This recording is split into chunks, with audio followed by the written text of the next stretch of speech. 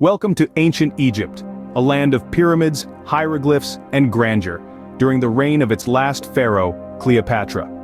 Our journey begins with the Ptolemaic dynasty, a Greek family that seized control over Egypt following the death of Alexander the Great. For nearly 3 centuries they ruled, maintaining a precarious balance of power and culture in a land far from their native Greece. But as the sands of time flowed, so did the balance of power. Rome, a burgeoning republic in the west, was rising, casting a long shadow over Egypt. The glory days of the land of the Nile were waning, replaced by political complexities and struggles for control. This was the world that Cleopatra inherited, a world on the edge of change, a world where she would have to fight to maintain her throne and her country's independence. Now let's travel back in time to meet one of the most intriguing figures of this era, Cleopatra herself.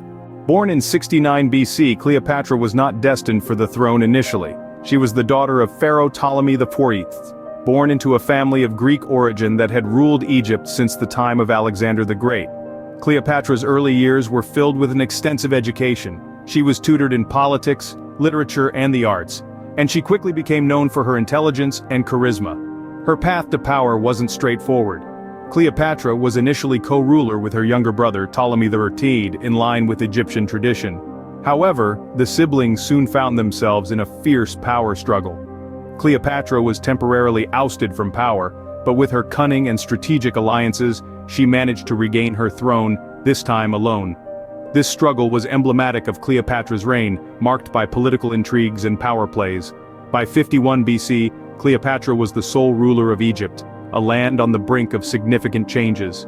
Cleopatra's reign was marked by political alliances and notable relationships. As the last pharaoh of Egypt, Cleopatra was a mastermind at political maneuvering. She formed a union with Julius Caesar, a move that bolstered her power and helped to stabilize Egypt during a time of political unrest. Her alliance with Caesar was more than a romantic liaison. It was a strategic partnership that secured her throne and brought relative peace to her kingdom. But Cleopatra's political savvy didn't stop there. Following Caesar's assassination, she allied herself with Mark Antony, a powerful Roman general. This alliance further strengthened Egypt's ties with Rome, and her relationship with Antony became legendary, immortalized in literature and art.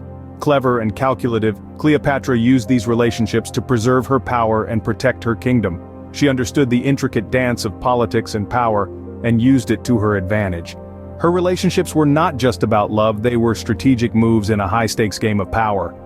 Cleopatra's death in 30 BC marked the end of the Ptolemaic dynasty and the ancient Egyptian era. In the face of defeat by her rival Octavian, Cleopatra chose death over humiliation.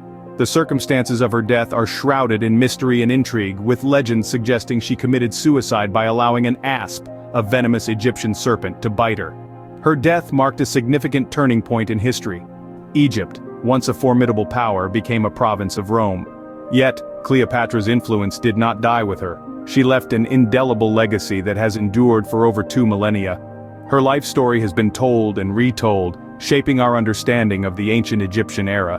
She is remembered as a woman of exceptional intelligence and beauty, a shrewd politician, and a devoted mother. Her reign, though fraught with challenges, symbolizes the grandeur of an era marked by power, intrigue, and sophistication. Cleopatra, the last pharaoh of Egypt, remains an iconic figure symbolizing the grandeur and mystique of a bygone era.